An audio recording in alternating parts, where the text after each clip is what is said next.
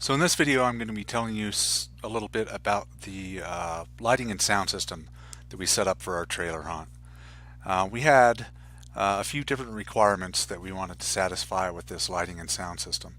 One, we wanted to be able to have a low power power system to power all of our props and lights. We're using 12 volts DC. We wanted to be able to do our audio on 12 volts DC, and our lighting and our solenoids are all 12 volts DC, and our prop controllers. So we started with a control room where we have a bunch of batteries. They're actually marine batteries, 12 volts DC, or we could switch between the batteries or an AC to DC power supply that we could run off of a generator. 120 volts in AC, 12 volts DC out, and we could switch between either the battery or the power supply. Another requirement we had was that when we had an emergency that was detected either by someone manually hitting a switch or by one of our heat sensors going off, that all of our haunt lights and sounds would stop playing, and our emergency lights and an evacuation audio message would start playing. If you look over here on this side of this diagram, this is all in a control room in one of our trailers. In our case, this was in trailer number 2. So we had all of the batteries, and we had a power supply in trailer number 2. We also have the capability in trailer number 2 to have a single trigger button, emergency button, that when we push that, it would turn on the emergency lighting and the emergency audio in all of the trailers at once. We also had the capability of having a light that represented each trailer that would light up should the emergency system be triggered in one trailer. You could see which trailer that was in from the central control room in trailer number 2. All of these elements here are in the control room. Then in each trailer, you can see that we've got 12 volts coming in from either the battery or from the power supply to a relay. Now this relay, the normally closed output, supplies 12 volts DC to our haunt lights and props and to our haunt audio amplifier. Now we bought amplifiers that you could just stick an SD card in it with pre-recorded audio, and it would just loop through. Similarly, we had the same exact type of amplifier for the evac audio, and we just stuck an SD card in it with our evacuation message, so that once this relay was tripped by way of any of these triggers, we had 2 emergency buttons in each trailer, 1 at each exit, and 2 heat sensors. We had rate of rise heat sensors that if the temperature rose more than 15 degrees in 60 seconds, it would trip. It would close the circuit and trigger this relay. And once that did trip, this relay would provide power to the evac audio amplifier and to the emergency lights, which are all white lights, taking power away from the haunt lights and the haunt audio. So here are all the parts required to put together 6 of these control panels for our 6 trailers. We've got speakers, speaker wire, the heat sensors, amplifiers, LED lights, cable, power supplies, more cable splicing stuff. Yeah, the whole 9 yards.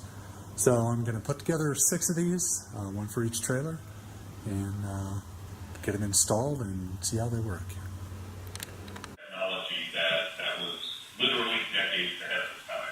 I cannot go wrong with Frankenstein 1910. You can watch the entire 14-minute version, I believe, on... Okay, so here's the finished system. I've got a power supply feeding the 12 volts. 12 volts positive, 12 volts negative. I've only got 2 triggers hooked up, 1 push button and 1 heat sensor. Here's the relay right here.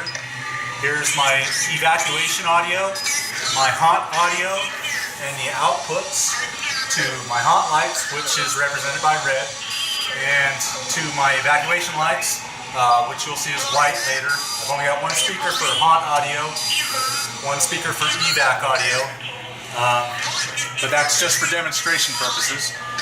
Normally I'd have as many triggers as I need, as many speakers as I need. So right now it's playing the haunt audio. This is from Bad Jack Productions. They make some really good audio. You ought to check them out. But anyway, to test this, one, you can push the emergency button. Your attention please. Your attention please. An emergency alarm has been activated. And you'll see the evac lights come on, and the evac audio starts in playing. the parking area. I repeat. An emergency alarm has been activated. Please proceed to the nearest exit and gather in the parking area. To deactivate it, Your just attention, twist the button. please. And you go back to haunt lights and haunt audio. Now to test your other type of trigger, the heat sensor. So I'm going to use a heat gun. You could use a blow dryer too if you wanted to.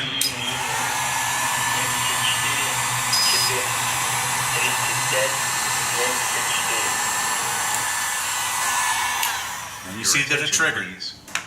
Your attention, As soon as it cools down, it will go back to An haunt. emergency alarm has been activated. Please proceed to the nearest exit and gather in the... And we're back to the haunt lights and the haunt audio. So here's one of the control panels in one of our trailers. I think we're in trailer number 3 right now.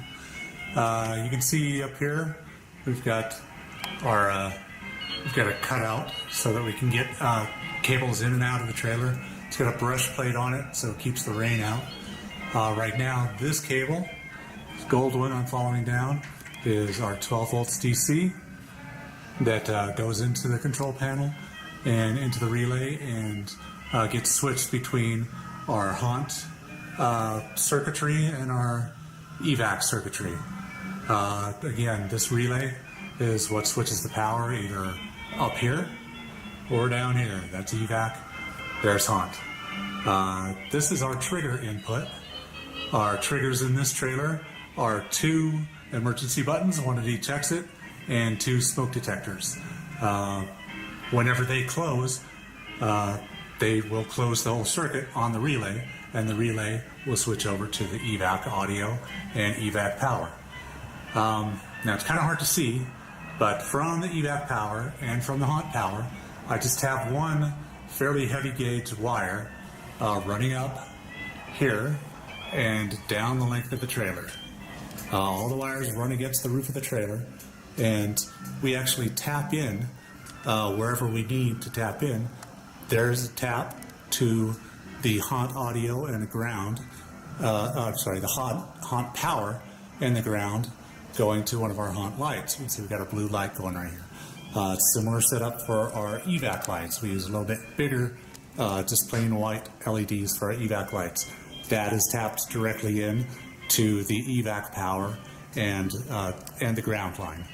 The other cables that you see running here are the audio cables for our haunt audio and for our evac audio. And they're all driven by these amplifiers here.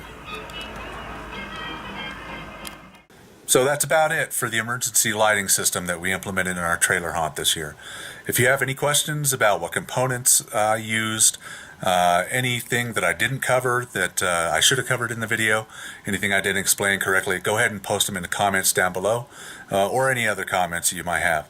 And we'll be back with another video shortly. Thanks for watching.